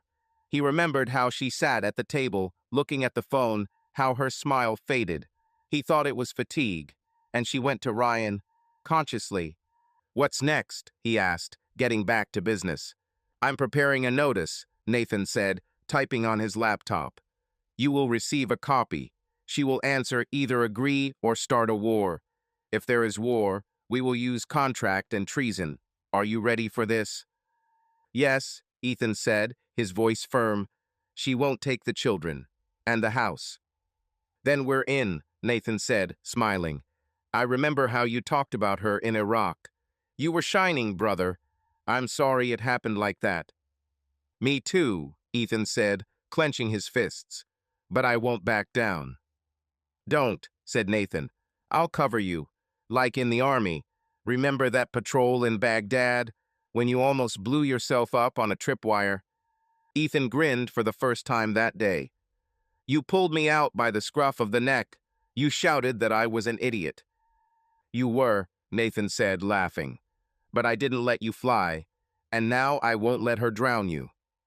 Thank you, Ethan said, and his voice was sincere. Nathan was his anchor then and now. Will you stay?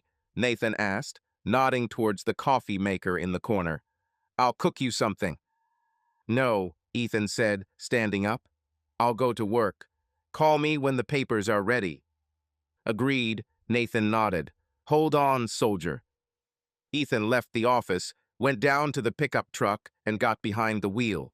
He didn't go to work right away. He turned towards the river, parked near the shore, and got out. The water flowed slowly, reflecting the gray sky. He stood there, feeling the wind, and thought about the children, about Sophia, about her threats. She will fight, but he was ready. The contract, Nathan, it's true it was all on his side. He won't let her win, not after what she did. Ethan sat at his desk in the Harrington and Sons office, looking at the blueprints for the bridge. Lines and numbers blurred before his eyes, he could not concentrate. The morning with Nathan gave him clarity about the divorce, but did not remove the weight from his chest. Sophia threatened to sue, the children suffered, and he felt like an engineer whose project was collapsing under its own weight. He rubbed his temples, trying to push away the fatigue when his phone vibrated on the table. The number was unfamiliar, but the code was local. He frowned and answered. "Mr. Reynolds?" The voice on the other end was female, stern, with a slight accent. "This is Mrs. Carter, the assistant principal at Richmond Hill High School. We have a problem with your daughter, Emily." Ethan straightened up, his heart squeezing. "What's happened?" he asked, his voice harsh. "She ran away from class," Mrs. Carter said. "The teacher found her in the toilet. She was crying and screaming. We can't calm her down. You need to come." "I'm coming," Ethan said, standing up. "I'll be there in 15 minutes. He threw the phone into his pocket, grabbed the keys, and ran out of the office without explaining anything to Tyler, who only raised his eyebrows. The pickup started up the first time, and Ethan drove out onto the highway, gripping the steering wheel until his knuckles turned white. "Emily ran away from class," I cried. She screamed. He knew it was because of Sophia, because of him, because of everything that had collapsed in the last 2 days. Her "I hate you" echoed in his head last night, and now it has resulted in a school crisis. Richmond Hill School was 10 minutes' drive away, a large red brick building with a green courtyard where the children used to play at lunchtime. Today the yard was empty, classes were going on, and Ethan parked at the entrance, feeling the adrenaline rushing through his temples. He entered the lobby where he was greeted by Mrs. Carter, a short woman of about 50 with short gray hair and a stern look. "Mr. Reynolds," she said, holding out her hand. "This way, please." "Where is she?" he asked, ignoring the formalities. "In the psychologist's office," she answered, leading him down the corridor. "She refused to talk to us. She just screamed that she wanted to go home. This is unusual for her. She is a good student." Ethan nodded, his throat tight. Emily was good, smart, sharp, with a sarcastic streak, but not problematic. Still, he knew it was his fault. And Sophia, her betrayal, his decision to kick her out, all this fell on the shoulders of the children. They stopped at a door with a sign that read "School Psychologist." Mrs. Carter knocked, and a voice from inside said, "Come in." Ethan pushed the door and saw Emily. She sat hunched over in a chair, her dark hair falling in her face, and her eyes were red from crying. Her backpack was lying on the floor, and her hands were clutching her knees. Standing nearby was a woman of about 40, thin, with a soft look, apparently a psychologist. Ethan said, taking a step towards her. She raised her head, her gaze full of anger and pain. "Why are you here?" she shouted, her voice breaking. "Go away. I don't want to see you." "Mr. Reynolds," the psychologist began, standing up. "I'm Miss Landon." "I'll sort it out," he interrupted, not taking his eyes off his daughter. What happened?" "You happened," she shouted, jumping up from her chair. "You kicked Mom out. You ruined everything. I hate you." Ethan froze, her words hitting like a hammer. He saw her tears, her trembling hands, and felt guilt squeezing his chest. Sit down," he said, trying to keep his voice level. "We'll talk." "I don't want to talk," she shouted, her voice echoing in the small room. "You didn't even ask us. You just threw her out like garbage." "She slept with someone else," he said quietly but firmly. "I couldn't leave her at home after that." Emily began to sob, her face distorted. "I don't care," she shouted. "She's my mom. Do you think I want her to leave? Do you think I want to live with you?" He said, taking a step towards her, but she retreated, pressing herself against the wall. "I didn't want this. She made a choice. I had to do something." "You're selfish," she said, her voice shaking. "You only think about yourself. She promised me a trip to Disneyland. She said we would go in the summer. And now what? She left because of you." Ethan frowned. "Disneyland?" he asked, his voice becoming quieter. Yes, she shouted. A month ago, she said that we would go with the whole family, but then she canceled, saying that she was busy at work. And now I know why because of you. It's not because of me, he said, his tone sharper. She was with Ryan. She chose him over us. You're lying, she shouted, her tears flowing like a stream. You kicked her out. You made her leave. Miss Reynolds, Miss Landon interjected, her voice soft but firm. Please sit down. Let's talk. I don't want to, Emily shouted, rushing to the door. Ethan caught her hand, but she broke free, hitting him in the chest. Let me go. That's enough, he said, his voice getting louder. You won't run away. We'll sort it out. She froze, her tears flowing silently. Then she collapsed back into the chair, covering her face with her hands. Ethan stood over her, feeling his heart pounding. He looked at Miss Landon and Mrs. Carter, who were silent, watching. I'll take her home, he said, his voice hoarse. She needs rest. I agree, Miss Landon said, nodding. She's stressed. We can give her a day, but she needs help. Maybe a family psychologist. I'll think about it, Ethan said, although he knew he wasn't ready for that. He looked at Emily. Went. She didn't move. Her shoulders were shaking. I don't want to go home, she whispered. I want Mom. Ethan clenched his fists, her words cutting him like a knife. She'll call, he said quietly. You can talk to her, but now we are going home. Emily raised her head, her eyes full of pain. You hate her, she said. You want us to hate her too.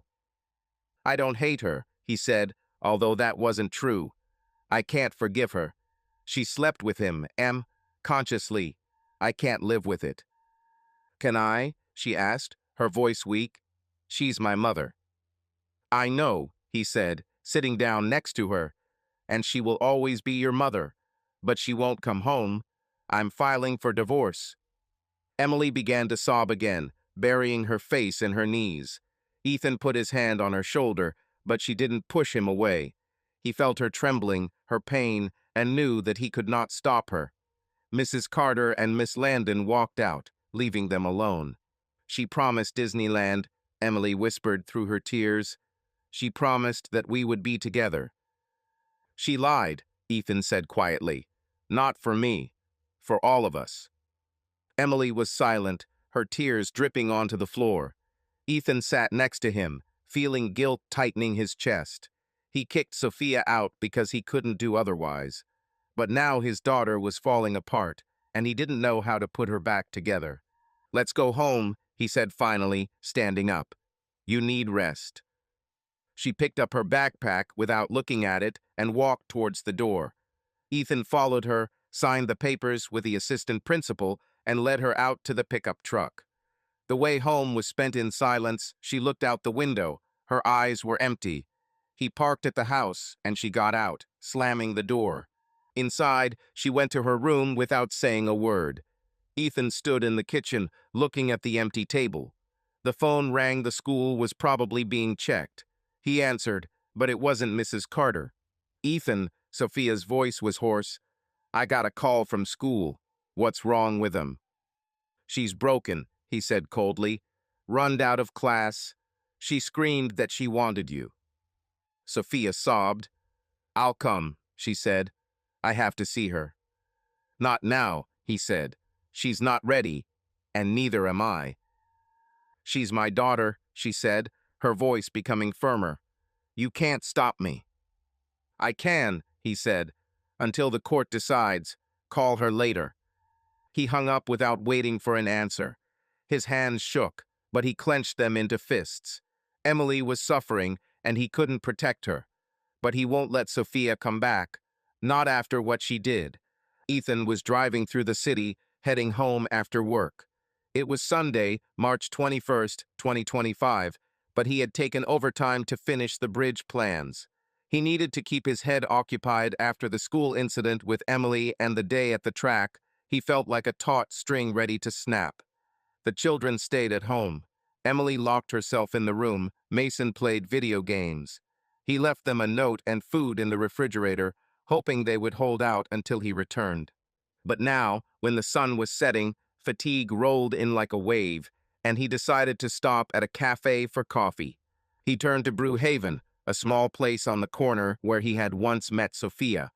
This was their place in the early years. They drank coffee at a table by the window, laughed, made plans. Now he rarely comes here, but today he needed caffeine to avoid falling asleep while driving. Ethan parked the pickup, got out, and headed towards the entrance. The bell above the door tinkled, and the smell of freshly ground grains filled my nose. He stood in line, looking at the menu board, when he heard laughter. This sound was familiar, light, melodic, with a hint of coquetry. His heart sank, and he turned around. Sophia was sitting at a table by the window. Her blonde hair was down, and she smiled, leaning towards the man opposite. Ethan froze. It was him, Ryan. Tall, with dark hair, wearing a neat shirt and jeans. His hand lay on the table, almost touching her fingers, and he laughed back, looking into her eyes. Ethan felt the blood rush to his face.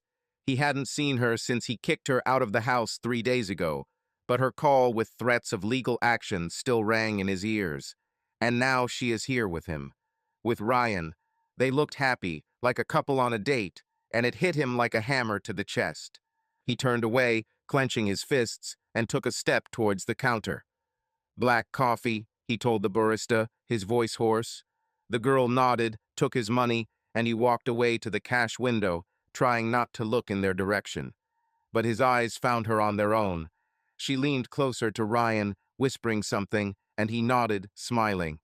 Her hand touched his, a slight, almost accidental movement, but Ethan knew that it was not accidental. She did this to him once, touched his hand, laughed at his jokes. Now it was for someone else. The coffee was served, and he took the glass, feeling the hot cardboard burn his fingers. He could have left, should have left, but my legs didn't obey me. He turned, looking at them, and at that moment Sophia looked up.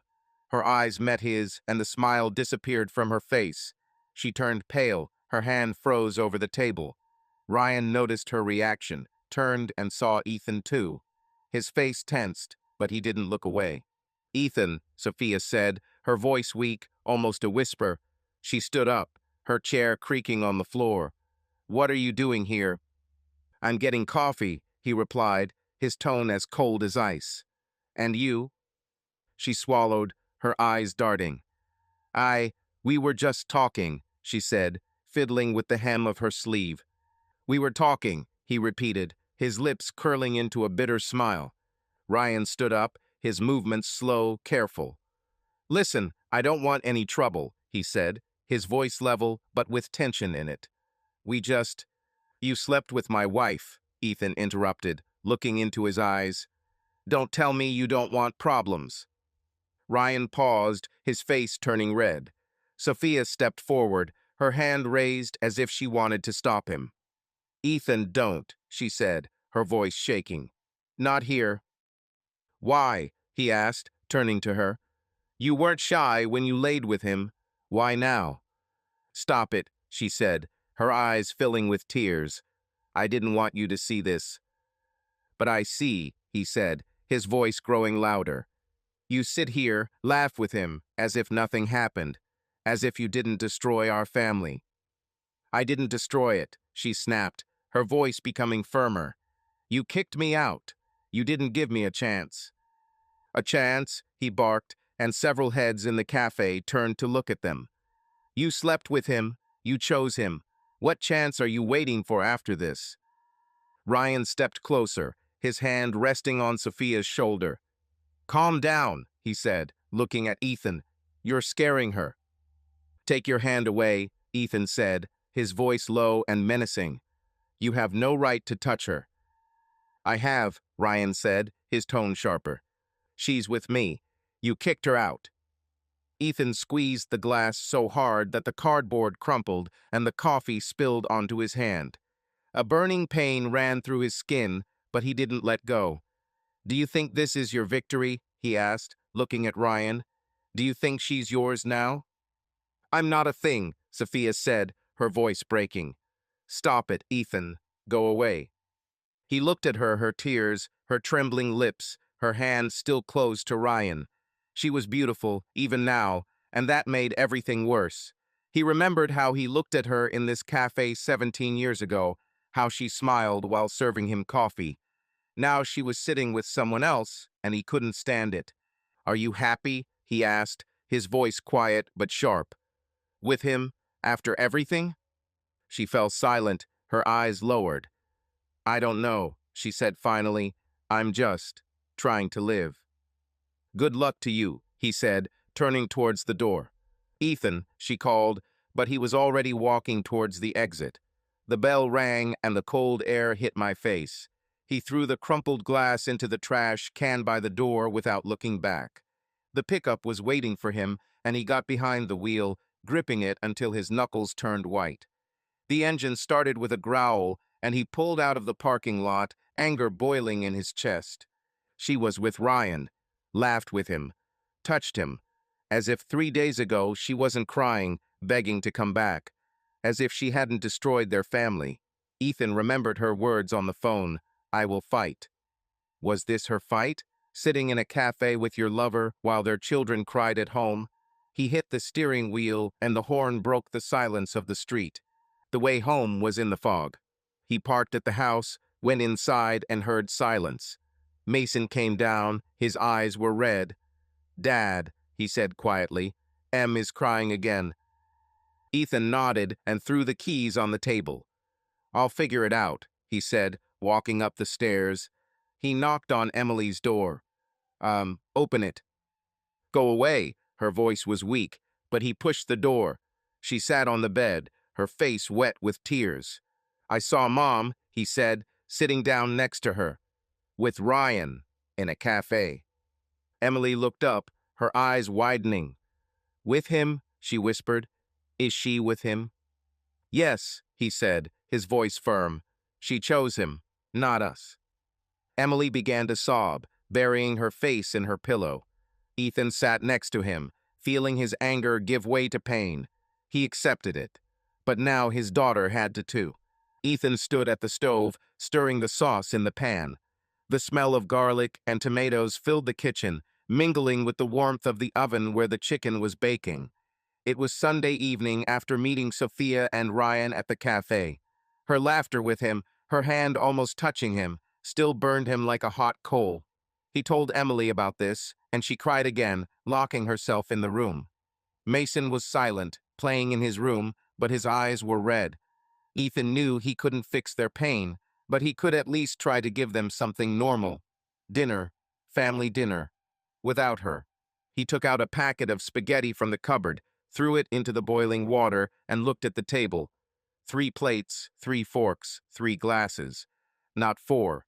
It was strange to see the table without her place, without her mug, without her voice asking who wanted more.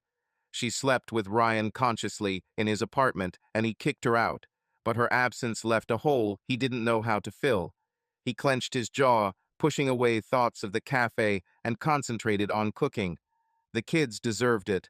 They deserved at least one evening without tears. Mace," he shouted, turning off the stove. "Dinner is ready." Footsteps were heard upstairs. Mason was the first to come down, his blonde hair disheveled and his Avengers t-shirt crumpled. He looked tired, but his eyes lit up when he saw the food. "Spaghetti?" he asked, sitting down at the table. "Yes," Ethan said, placing the plate in front of him. "Your favorites." Mason nodded, picking up his fork. "Mom always made them with cheese," he said quietly, looking at the plate. Ethan froze, his hand holding the pan trembled. "I might add," he said, turning to the refrigerator. He took out the grated Parmesan cheese, sprinkled it on the Mason spaghetti, and smiled. "Is that better?" "Yes," Mason said, his lips twitching slightly into a smile. It was the first semblance of joy Ethan had seen from him in 3 days. Emily came down a minute later, her dark hair pulled back into a messy ponytail and her eyes still puffy from crying. She silently sat down opposite Mason, looking at the table. Ethan placed the plate in front of her, but she didn't look up. "Eat," he said softly. "You need it." "I'm not hungry," she muttered, crossing her arms. "Try it," he said, sitting down between them. "I tried." She looked at him, her eyes full of anger and pain. "You saw her with him," she said quietly. "In the cafe, you said she was happy." Ethan clutched his fork, her words cutting like a knife. "She looked like this," he said, trying to keep his voice level. "But that doesn't mean she doesn't love you." "She chose him," Emily said, her voice shaking. "And you kicked her out. And now we're here, pretending that everything is fine." "We're not pretending," Ethan said, looking at her. "We can handle it. Together." Emily snorted, but picked up her fork and began picking at her food. Mason twirled the spaghetti. His movements were slow, but he ate. Ethan looked at them, feeling the heaviness in his chest ease a little. It was not a perfect dinner, not like before, when Sophia joked and the children laughed. But it was something. Their first, without her. "How was school, Mace?" he asked, trying to break the silence. "Okay," Mason said without looking up. "We drew dinosaurs. I made a tea. Rex." "Cool," Ethan said, smiling. "Will you show me later?" "Yes," Mason nodded, and his voice became a little livelier. "Only it didn't quite work out. The tail is crooked." "Tails are always tricky," Ethan said. "I was once building a bridge, and the support came out crooked. I had to redo it." Mason chuckled, the first sound of joy of the evening. Emily looked at her brother, then at her father, and her lips trembled slightly. "You're a terrible builder," she said, but there was no anger in her voice. "I'm an engineer," Ethan said with a mock frown. "The bridges are standing, so it's not so terrible." She rolled her eyes, but took more spaghetti. Ethan looked at her, feeling a glimmer of hope. She was eating. She spoke. It was a step. "Dad," Mason said, looking at him. "Did Mom call?" Ethan shook his head. "Not today," he said, "but she promised. You can talk to her." "I miss her," Mason said quietly, putting down his fork. "I know," Ethan said, his voice wavering. "I, too, missed you. But she made a choice, and we have to live with it." Emily dropped her fork onto her plate, her eyes filling with tears again. "You're not bored," she said. "You hate her. You're glad she's gone." He said, looking at her. "I'm not glad I didn't make such a choice. I can't forgive. But that doesn't mean I don't feel it." "Then why didn't you give her a chance?" she asked, her voice breaking. "You just kicked her out." "Because she chose him," he said, his tone becoming firmer. "She went to his apartment. This is not a mistake. This is betrayal." Emily fell silent, her tears dripping onto the table. Mason looked at them. His eyes were wide, but he did not cry. "I don't want you to fight," he said quietly. "We don't fight," Ethan said, placing a hand on his shoulder. "We talk, and we can handle it. Together." Mason nodded, and Emily wiped her tears with her sleeve. "You cook better than her," she said suddenly. Her voice was weak, but there was a hint of sarcasm in it. Ethan looked at her in surprise, then smiled. "Seriously?" he asked. She was always bragging about her sauce. "It was too salty," Emily said, her lips twitching into a slight smile. "You're normal." Mason chuckled. "She was always dropping cheese," he said. "One day the whole floor was covered in it." Ethan laughed for the first time in days. It was a short, raspy sound, but it broke the ice in the room. "I remember," he said. "I was cleaning, and she was laughing."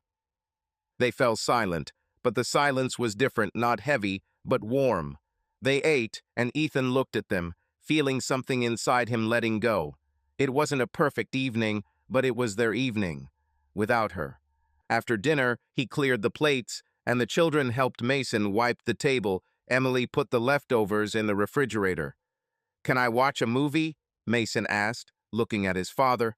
"Yes," said Ethan. "Choose. I'll join."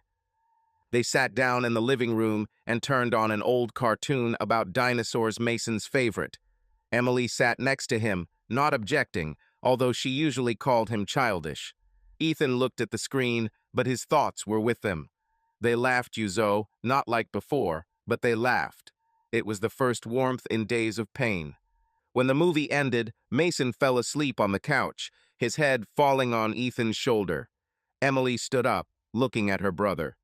"He misses her," she said quietly.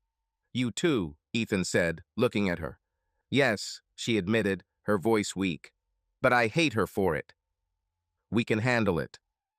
She nodded, went upstairs, and Ethan carried Mason to his room. He lay down on his bed, looking at the ceiling. Dinner without her was a step. Small but important. He didn't know what would happen tomorrow: Sophia's call, the trial, her struggle. But today they were together, and that was enough. Ethan stood at the living room window, looking at the backyard, where the old oak trees swayed in the light breeze. It was Saturday morning, almost a year and 3 months since the day he kicked Sophia out of the house. The sun was rising above the horizon, painting the grass in golden tones, and he felt strangely calm. The divorce was completed. Despite all her threats, trials, and tears, he won. The house remained his, the children chose it, and now they were building a new life step by step, day by day. It all started with that letter, a thick envelope from her lawyer, where she challenged the prenuptial agreement, demanded joint custody and half of everything he had. She claimed that she had an emotional and financial investment in their marriage, that the house on the hill was hers as much as it was his. Ethan remembered how anger boiled inside him when he read these words. She cheated and still wanted to take his children and house away from him. But he didn't give up. Nathan Parker, his friend and lawyer, became his shield. They collected evidence. A prenuptial agreement signed 15 years ago clearly showed that the house was his before the wedding, and the renovations were completed before Sophia moved in. Their finances were separate: his pension, his account, her salary.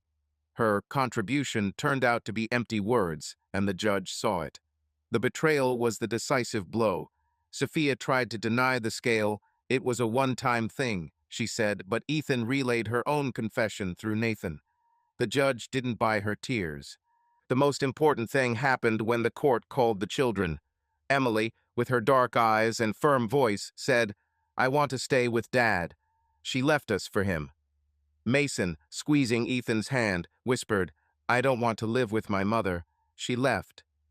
Their words were like a knife for Sophia. She sobbed in the courtroom, but the judge took into account their wishes. Ethan received full custody. Sophia received visitation rights on weekends if the children agreed. They rarely agreed. The divorce was finalized in December 2025. Sophia received only her salary and car, no child support, no house. Ethan saved everything he had built, but the victory was not pleasing. The last time he saw her was in court. Her blonde hair was pulled back into a tight bun. Her eyes were red, but she did not look at him. Ryan was waiting for her at the exit, and Ethan turned away. She made a choice. Now he was making his own. The first months after she left were chaotic. Ethan felt crushed.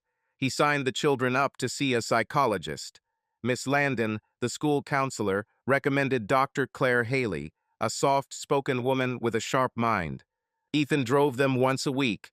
Emily resisted at first, but after a month she started talking about anger, about her mother, about Disneyland, which Sophia promised but did not give. "She lied to us," she said one day, and the tears broke out. Mason was quieter, but drew dinosaurs and talked about how he missed his mother, but was afraid of her new friend. Dr. Haley helped them release it, and Ethan watched as their wounds slowly healed. He himself went to see her a couple of months later. "You suffer too," she said at the first session, and he did not argue. "I thought it was forever," he said, his voice shaking. Claire listened without interrupting and helped him understand that it was not his fault. "She made a choice," she said. "You did yours for the sake of the children." These words became his anchor. By summer, they had found a rhythm. Emily was still angry, but her anger became quieter. She started drawing and joined an art club. Mason perked up. His dinosaurs decorated the walls of his house, and he laughed more often. Ethan returned to work, but cut back on overtime to be with them. They ate dinner together almost every night: spaghetti, pizza, sometimes chicken and potatoes. without her, and it was theirs. The idea for Disneyland came in May. Emily mentioned him again, not with bitterness, but with longing. "Mom promised," she said quietly. Ethan looked at her, then at Mason, and said, "We'll go on our own." They stared at him, and then Mason smiled. "Is it true?" he asked. "True," Ethan replied. He took a week off work in June, picked up his kids from school on the last day, and put them in a pickup truck. The journey took 2 days. They stayed in motels, ate burgers, and listened to music. Emily chose a playlist. Mason slept in the back seat. When they entered the gates of Disneyland, their eyes lit up. "This is better than I thought," Mason said, looking at Cinderella's castle. They spent 5 days there. They went on rides. Emily screamed on Thunder Mountain. Mason dragged them to Dinosaur World. Ethan laughed as they splashed him with water on the way down the slide and took pictures of them with Mickey Mouse. They ate ice cream, watched the parade, and on the last evening stood outside the castle watching the fireworks. Emily snuggled close to him, her voice quiet. "Thanks, Dad." Mason hugged him from the other side, and Ethan felt tears burning his eyes. This was their moment, without her. After the divorce, they built a new life. Ethan sold the Porsche, he no longer needed it, and bought a boat. They went to the lake on weekends, learned to fish and swim. Emily painted sunsets, Mason caught frogs. At home, he fixed the motorcycle, and they rode around the block, laughing as the wind hit their faces. He signed up for a photography course, remembering his dream from the army, and photographed them, their smiles, their lives. Sophia called sometimes. The children talked to her, but did not want to meet her. "She's with him," Emily said one day, and Mason nodded. Ethan didn't force it. She lived in an apartment in the city with Ryan, according to rumors. He didn't ask. She made her choice, and he made his. "Dad," Mason shouted from the kitchen. "Em says he'll make pancakes." Ethan smiled, turned, and went inside. Emily stood at the stove, her hair in a ponytail and her face focused. "Don't burn the house down," he said, and she rolled her eyes. "I cook better than you," she replied, and Mason laughed. "Show me," Ethan said, sitting down at the table. They ate pancakes with syrup, joked, and the house was filled with warmth. This was their new road without her, but together, and she was beautiful. Subscribe to our channel so that your love doesn't cheat on you, and go ahead and listen to the next story, because this story is nothing compared to the next one. If you're under 18, don't even think, click to the next one.